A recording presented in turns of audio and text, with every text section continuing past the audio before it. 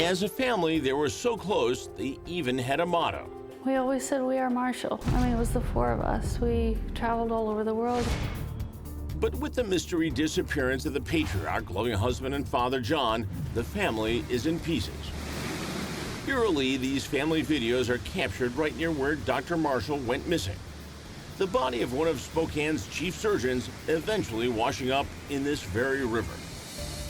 Very early on in their investigation, the Spokane Police Department came out and labelled Dr. Marshall's death suspicious. But after the medical examiner ruled in February that this was nothing more than an accidental drowning, their inquiry was suspended.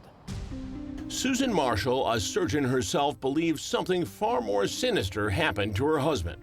He has a lot of bruising, which is more consistent with beating, as opposed to someone who'd go through rocks. You would have lacerations, and you would absolutely have them on the body areas that were exposed, and he was wearing shorts. What do you believe happened? Right. I think he was knocked on the head, maybe a bag put on his head. He's got a red line across his throat that was not mentioned in the autopsy, thrown in the back of a pickup or something and taken somewhere else. Clearly, all of his injuries are pre-mortem, so they would have occurred over a day. So that's really an interrogation. This is much more of a military type assassination. It's a wild theory, but veteran investigator Ted Pulver, an ex-cop with almost 40 years experience, believes Suzanne Marshall is 100% right. It could be a baton, it could be a flashlight, or a baseball bat, and there was a strong blow to the solar plexus that caused broken ribs as well as the damage. The blow went almost all the way to the spine. He says the killer, likely with an accomplice, was lying in wait during the doctor's early morning jog. Pulver believes they then transported the former Marine to a second location, waited until police called off their search, and more than 24 hours later, dumped the body of Spokane's chief Veterans Hospital surgeon in the river. If you were to go into the river, you would lose your shoes, you would lose your clothing, especially if you go through the waterfalls. His hands are at his sides, and his feet are pointed, and his mouth is intubated. Now, intubated, you mean something was placed into his throat and water was pumped into his lungs? That's a very strong possibility in my theory. For proof of his waterboarding theory, he points to a garden hose and a black bicycle tube photographed near the body. But I didn't see those two items admitted into evidence. Why not? The law enforcement officers that secured the scene and did the investigation didn't think that those two items were noteworthy.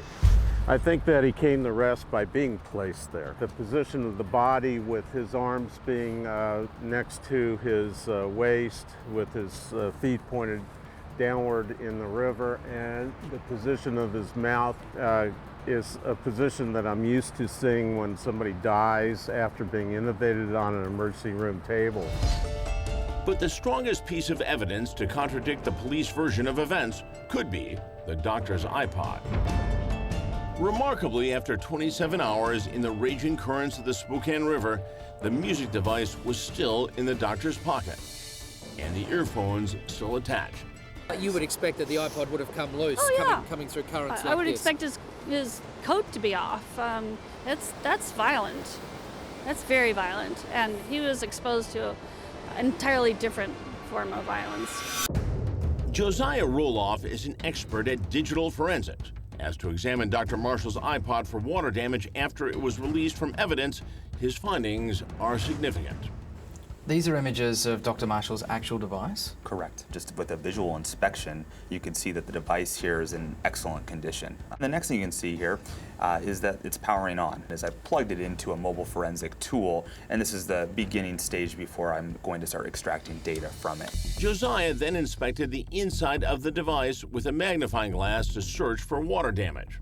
Did this device show any indication at all that it had been submerged in water? No, it did not. None at all? None at all. That seems curious given that the police version of events is that it spent 27 hours in rapidly circulating water. It is, yeah, it's very curious. You will see that condensation build up behind the screen, that fogginess, and sometimes you will actually see the water itself to an extent. So in this case, no, there was none of that. So if this was murder, who could have wanted the doctor dead, and why? One theory is that the case is linked to the shooting death a week earlier of a woman named Brenda Thurman, a counselor due to start a new job at the same hospital where Dr. Marshall worked. One of those rumours was about a potential affair that may have been going on. Any truth to that rumour at all?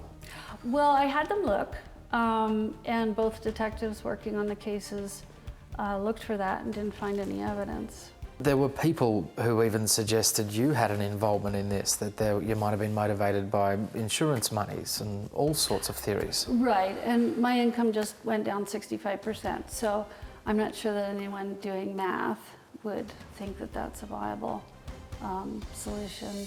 Or could it have been a disgruntled patient? You don't always have successful surgeries. You don't always have successful patient outcomes. Police have rejected all these theories. They wouldn't speak on camera, but said in a statement, Spokane police completed a thorough and extensive investigation.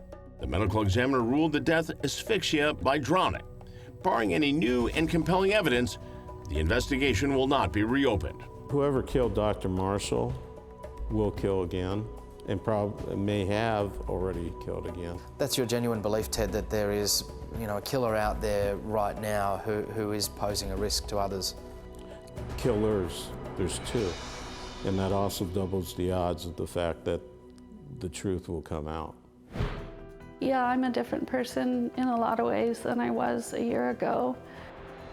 I am having my own personal Holocaust and being faced with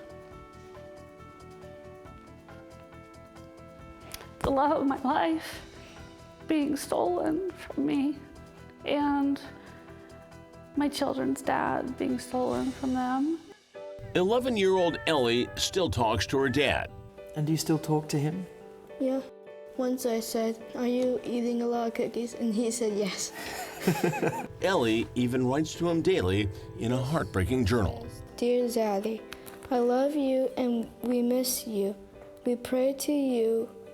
Mommy cries a lot, but it's only because of you. To have his last day on earth be torture is unthinkable. And that's hard to live with. I don't believe there's justice on this planet. That will come later. In 20 years, Ellie still won't have anyone to walk her down the aisle. There's nothing that can be done to this person that will make any kind of justice. I just want us to be safe. Now, we want to hear from you. After hearing all the facts, do you think the Spokane Police Department should reopen its investigation into the death of Dr. John Marshall? Tell us what you think on our Facebook page.